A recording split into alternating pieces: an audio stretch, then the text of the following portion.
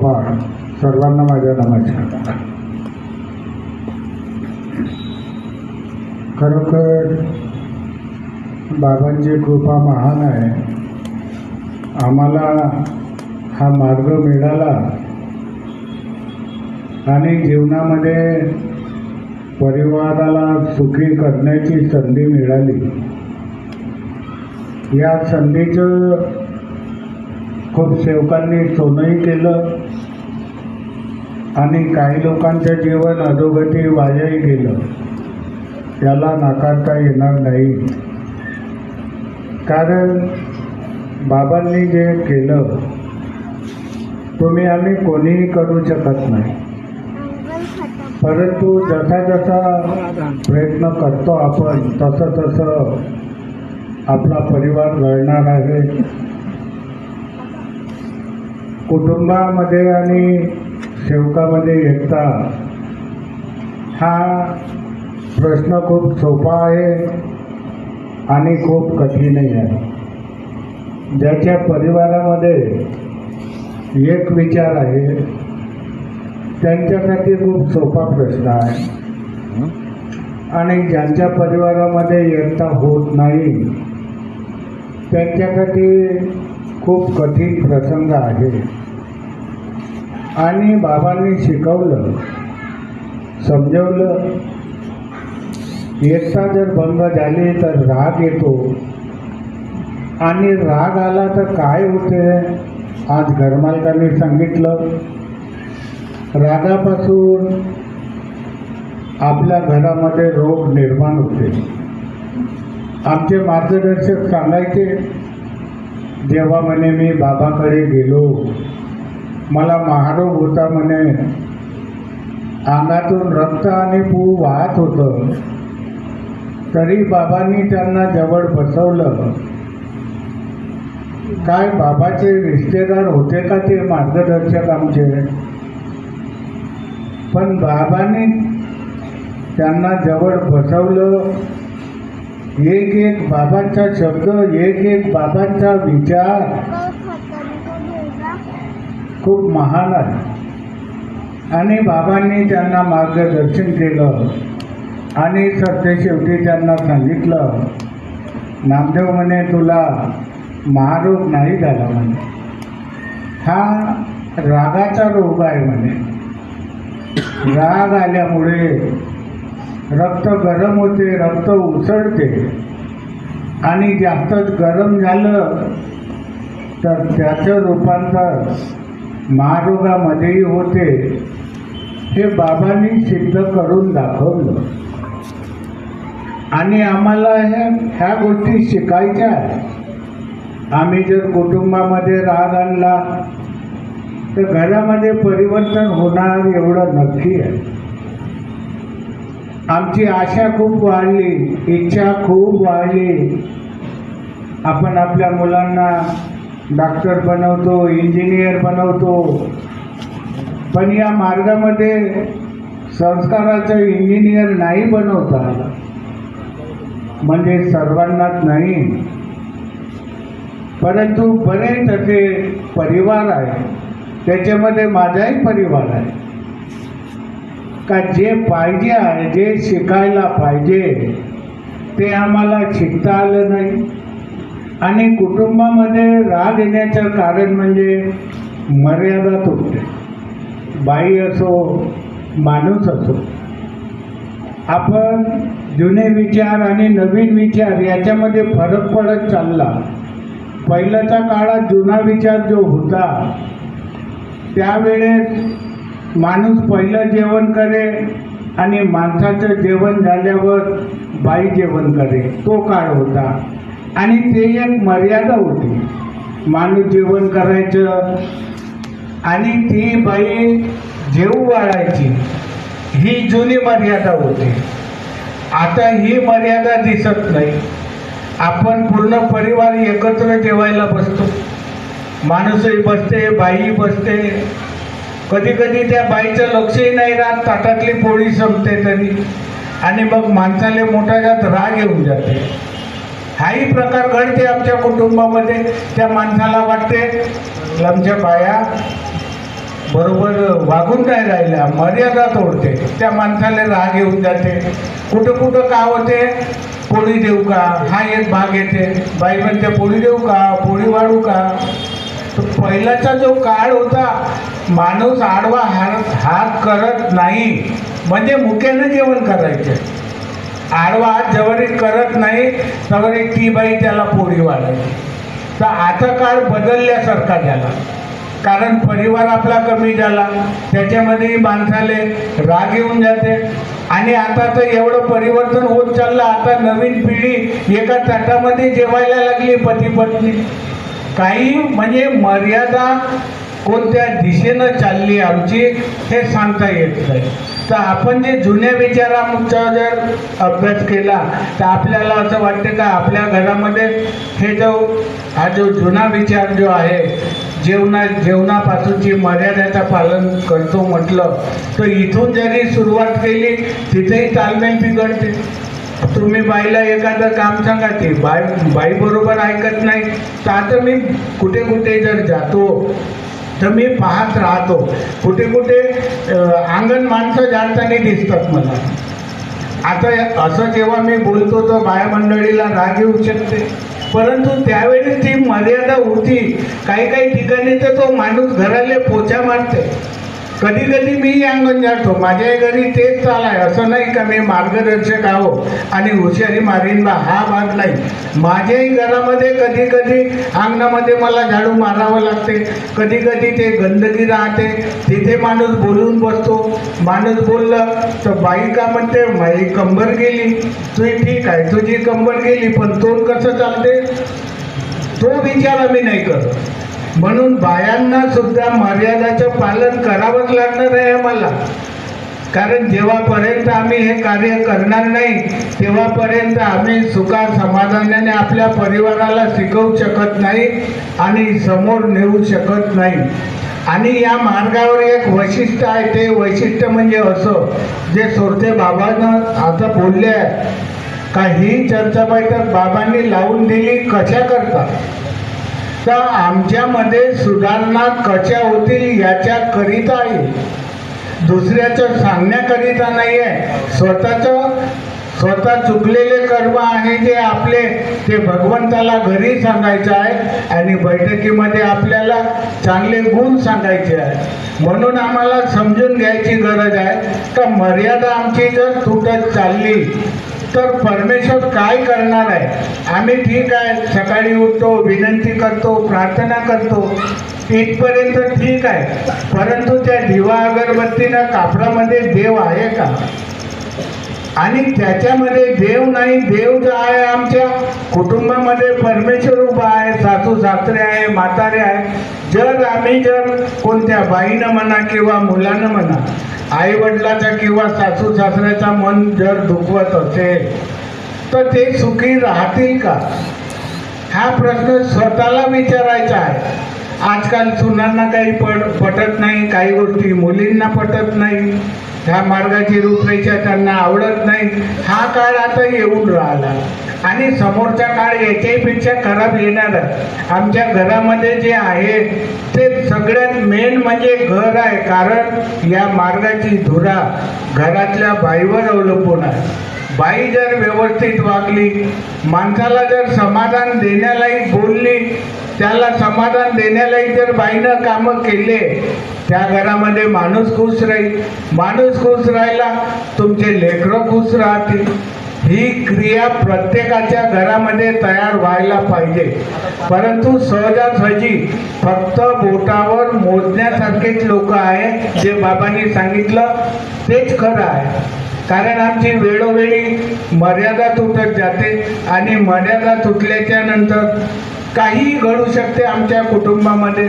जशी आता चर्चा बैठकीविषयी बोलतो जर म्हटलं, आपल्या गटाची बैठक, बाबांचे शब्द काय, गटातील आणि गावातील चर्चा बैठकीला जाणे, हा बाबांचा शब्द आहे. परंतु काही लोक नाही मानत, गटातली बैठक सोडून देतात आणि बाहेरच्या बैठकीमध्ये जातात. बाहेरच्या बैठकीमध्ये जरूर जा, पण बाबांचा शब्द काय, गटातील आणि गावातील ही बैठक करून तुम्ही कुठेही जा. कारण गटामध्ये आपला परिचय राहते. गटामध्ये गट हा आपला परिवार आहे. आपल्या परिवार सोडून जर आपण दुसरीकडे जात असेल तर आपल्या घरामध्ये अंधार पडू शकते. मग आपण म्हणू असं काहून झालं आणि तसं काहून झालं. म्हणून आम्हाला मर्यादा सुद्धा शिकायची आहे. आपण मुलामुलींना आपण शाळेत पाठवतो, कॉलेजला पाठवतो. काय करतात मुलं मुली? मर्यादा तोडून देतात आणि शेवटी आईवडिलाला खाली मान टाकायची वेळ येऊन राहिली. बरेच परिवार आहे याच्यामध्ये. का बरं ही वेळ आली आमच्यावर? का बरं आमच्यावर दुःख आलं? हा जर विचार, एवढा जरी विचार केला आणि कमीत कमी असा विचार करायचा आहे का हे कर्माचं फळ आहे.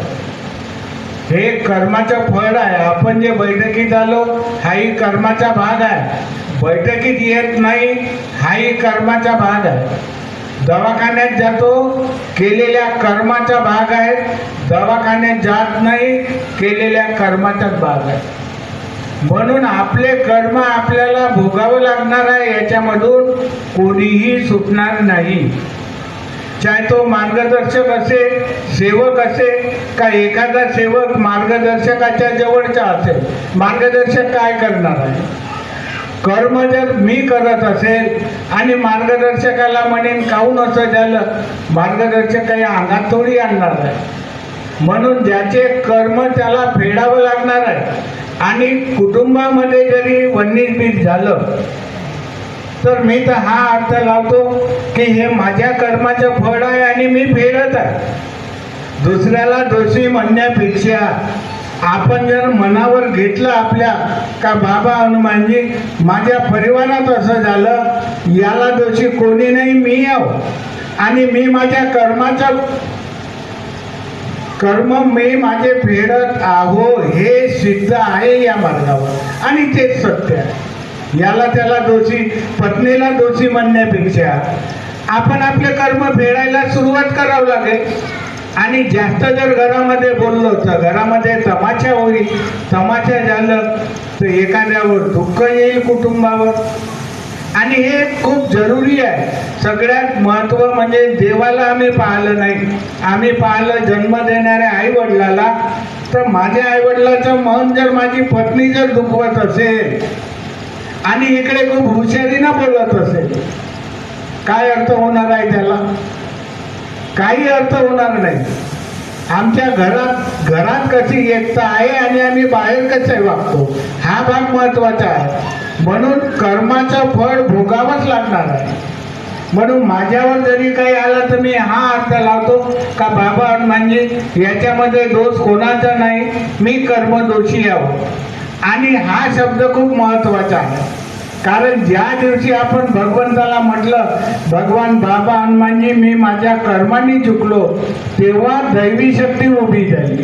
स्वतःच्या कर्माची माफी मागितली तेव्हा आम्हाला दैवी शक्ती मिळाली. आणि सुख मिळाल्याच्या नंतर हा नाही ऐकत, तो नाही ऐकत, ती नाही ऐकत, म्हणजे दुसऱ्याच्या कर्मावर बोलायला आम्ही सुरुवात केली. ही सुद्धा आमची चूक आहे. मग आम्हाला आमची चूक जर पाहायची आहे, बैठकीमध्ये आपण जातो. आज मी भगवंताला सांगितलं बाबा मी बैठकीत जात आहो, माझ्या प्रश्नाचं उत्तर मला मिळालं पाहिजे. बरोबर मिळालं. आपल्या कुटुंबात जो प्रश्न आहे, जो वाद आहे, जो भेद आहे, याचं उत्तर चर्चा बैठकीमधून आपल्याला मिळते आणि आपण शिकू शकतो.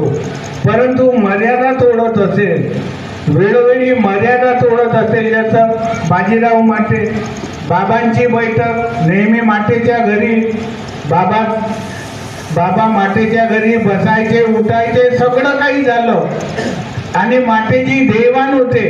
परंतु त्या घराचा नाश एका बाईपायी झाला. बाई मानत नव्हती. हाही प्रसंग येऊ शकते सेवकावर. कोणाच्या घरी माणूस मानते तर बाई मानत नाही. आता काल एक परिवार आला, साधे कार्य चालू आहे, त्याची पत्नी म्हणते मार्ग सोडून देऊ, सेवक म्हणते मला सोडायचं नाही. कसे कसे प्रसंग येतात. आणि या सगळ्या प्रसंगामधून हर सेवक निघू शकते. आम्हाला बसावं लागेल, आम्हाला झिजावं लागेल, आम्हाला ऐकून घ्यावं लागेल. करायचं काय आहे आम्हाला? फक्त आम्हाला आमच्या परिवाराला संस्कारमय कसं बनवता येईल याच्यासाठी जिजा, सत्य मर्यादा प्रेमासाठी जिजा. आपण एक दुसऱ्यासाठी रडण्यापेक्षा त्या सत्य मर्यादा प्रेमासाठी रडून पहा.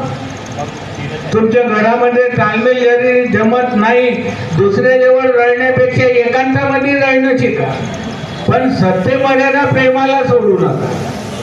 नाही जमत ताळमेल, जास्त घर खराब झालं आहे तर एकांतामध्ये खूप रडा, जेवढं रडायचं आहे तेवढं रडा. का सत्य मर्यादा प्रेमासाठी रडणं होईल ते, परंतु बोलण्यापेक्षा रडणं जास्त महत्वाचं आहे. कमीत कमी भगवंताला दया येईल, भगवंत त्यांना सद्बुद्धी देईल, मुलगा असो मुलगी असो सून असो. म्हणून स्वतःच्या कर्मासाठी जिजायचं आहे आपल्याला. स्वतःच्या कर्मासाठी जगून राहिलो आपण जन्माला आलो, जे काही आणलं आहे आपण आपल्या सोबत ते वापस करायचं आहे. बाबांनी स्वतः नेलं नाही, सर्व सेवकासाठी ठेवलं, हे कृपा. आज जरी आम्ही धनाच्या मागे धावत असेल किंवा पदाच्या मागे जरी धावत असेल तर उद्याचं भविष्य काय होणार आहे आमचं हे आमच्या कामात नाही येणार आहे. परंतु घरातले संस्कार हे नेहमी कामात येणार आहे आमच्या, आज नाही उद्या. आज आम्हाला जर कमी जास्त झालं, आमचा परिवार जो आहे हा संस्कारमय जर झाला तर परिवाराची ताकद वाढणार आहे. दुसरी गोष्ट, व्यवहार सांभाळून करा. बने पावतो सेवकांनी सेवकासोबत व्यवहार नाही केलेलं बरं. ज्या वेळेस आमच्यावर दुःख राहते, भगवंत एवढं मोठं दुःख दूर करते आणि शेपारसेनं 1000 रुपये त्या भगवंताजवळ शब्द ठेवून मागा. भगवंताला सांगा का भगवंता मला या किचडमधून बाहेर काढ. याले त्याले शक्यतोवर मागू नका. म्हणजे तुम्ही स्वतःच्या पायावर तुम्हाला उभं व्हायचं आहे. कारण आपण घेतलेही पैसे वेळेवर देणं नाही झालं तर काय होईल? मन दुखेल. आणि कोणाचं मन जर दुखवलं आम्ही तर तुम्ही हवन कराल तरी भगवंत आम्हाला माफ करेल का?